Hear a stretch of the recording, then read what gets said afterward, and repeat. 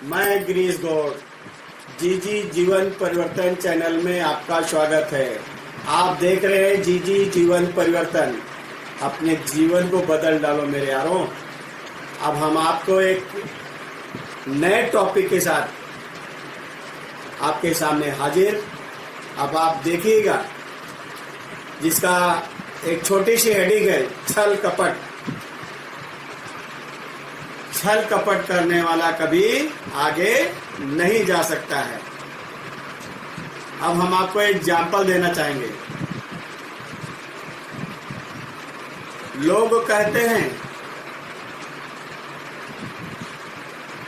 गुरु महान है, लेकिन गुरु वही महान होगा जिसके अंदर छल कपट नहीं होगा। जैसे हम बताना चाहेंगे, गुरु द्रोणाचार्य जिन्होंने एकलव्य को शिक्षा देने से इनकार कर दिया, जिसको शिक्षा देने से इनकार कर दिया, और उन्होंने अर्जुन को शिक्षा दी और उन्हें आशीर्वाद दिया कि हे अर्जुन, इस संसार में तुझे कोई नहीं हरा सकता है और तुझ जैसा कोई वीर नहीं होगा। तो दोस्तों ध्यान दीजिएगा, जब अर्जुन जी निकलते हैं, एक समुद्र में मछली जा रही थी। जब अर्जुन जी अपनी बाणों से तीर मारते हैं, वो मछली को लगता नहीं है। उसी जंगल में घूमता हुआ एकलव्य वहां पहुंचता है और एक ही तीर मारता है, जाके मछली की आंखों में लग जाता है। अर्जुन शर्मिंदा होकर के वहां से लौटते हैं और जाकर के गुरु द्रोणाचार्य के पास पहुंचते हैं। बोले, गुरु जी, आपकी वाणी तो असत्य हो गई। क्या कहते हैं? गुरु जी, आपकी वाणी असत्य हो गई। आपने कहा था कि आपके जैसा कोई वीर इस संसार में नहीं होगा, तुझे कोई परास्त नहीं कर सकता। लेकिन एक जंगल का रहने वाला जंगली आदिवासी एकलव्य, उसने आज मुझे परास्त कर दिया और मैं यह व्यथा आपके सामने आकर के सुना रहा हूं। द्रोणाचार्य, आप लोग जानते होंगे कि अर्जुन के साथ उस जंगल में पहुंचते हैं जहां एकलव्य अपने तीर कमान के साथ घूमते रहता है। और एकलव्य से मिलने के बाद पूछा, आपका नाम एकलव्य है? बोले, हाँ गुरुजी। और द्रोणाचार्य को चरणों में झुककर नमस्कार करते हुए कहा, गुरुजी फरमाइए, आप क्या कहना चाहते हैं? द्रोणाचार्य जी ने कहा कि आप मुझे इतना बताइए, आप ये धनुष बाण की शिक्षा आपको किसने दी है?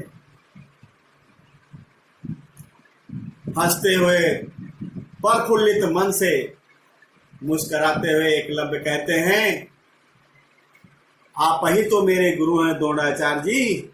आपने ही ये शिक्षा मुझे दी है, जिसे कहते हैं विश्वासम फलम। विश्वासम फलम, विश्वास में बहुत बड़ा फल है, बहुत बड़ी ताकत है। लोग पत्थर को भगवान मान लेते हैं तो भगवान उस पत्थर में भी आ जाते हैं,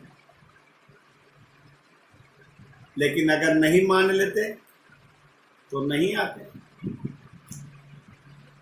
तो विश्वास करेंगे तो उसका फल जरूर मिलेगा। तो द्रोणाचार्य ने अपने प्रश्नों को जब एकलव्य के सामने रखा कि आपका गुरु कौन है, उन्होंने हाथ जोड़ते हुए, सर झुकाते हुए नतमस्तक हो गए, कहा, आप ही मेरे गुरु हैं। तो आपने कैसे सीखा?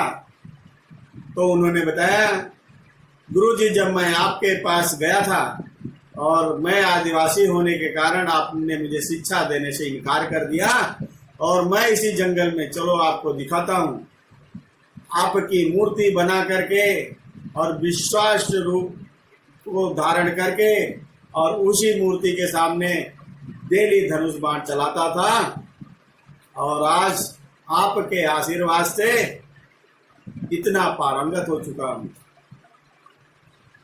वहीं पर छल करते हैं द्रोणाचार्य जी, वहीं पर द्रोणाचार्य जी छल करते हैं जो गुरु को छल नहीं करना चाहिए, अब उनके कष्ट का कारण बनते हैं। उन्होंने कहा, अगर तुम मेरा शिष्य है तो मुझे गुरु दक्षिणा नहीं दिया है, अगर तू मेरा शिष्य है तो मुझे गुरु दक्षिणा नहीं दिया है, मुझे गुरु दक्षिणा तो दे दे। एकलव्य कहते हैं, अरे गुरुजी मांग लीजिए जो आपकी इच्छा है। एकलव्य आपको सब कुछ देने को तैयार है, जो कुछ एकलव्य के पास है। कहते हैं कोई किसी को क्या दे सकता है जो उसके पास होता है, ऐसा ही शरणागत एकलव्य ने सर झुकाते हुए गुरु के चरणों में कहा, सर गुरुजी कहिए आपको क्या गुरु दक्षिणा चाहिए। वहां पर भी छल कपट होता है।